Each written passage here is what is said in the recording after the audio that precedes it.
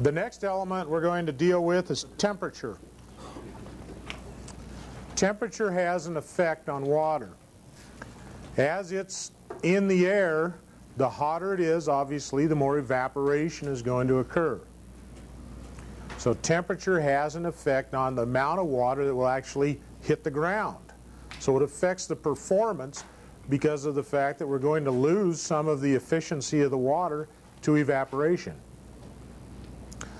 100% efficiency is when every drop that exits the sprinkler nozzle enters the ground and is used by the plant. It's obviously a very idealistic expectation. There isn't any system that's going to be absolutely 100%. Even hydroponics is never going to quite make 100%. But in the case of sprinkler systems, with all of these other outside conditions working on those drops of water, one of the things is heat. And the more heat, the more evaporation is going to occur. Now the next piece to go with that is solar radiation. Now solar radiation has even a bigger part to play, because that is the sunlight, the energy of the sun hitting the droplet. And between it and the heat, we can have a considerable amount of evaporation occurring.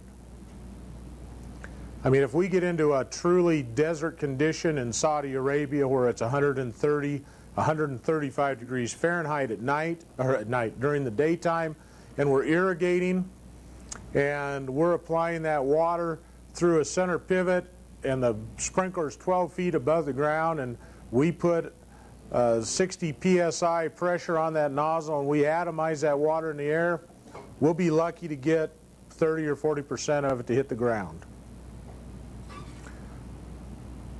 because of the temperature and the solar radiation. Now at night, that disappears. As soon as the sun goes down, or as soon as a cloud comes over and cuts the solar radiation, at night it totally stops. During the, you don't have the sun rays hitting it. Through the clouds, it screens it, really reduces the effect, and we improve our efficiency. You can see that happen.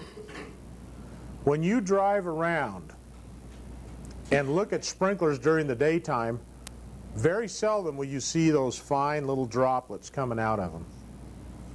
You look at a on a hot summer day, you look at any sprinkler and you won't see a nice fuzzed look on the sprinklers.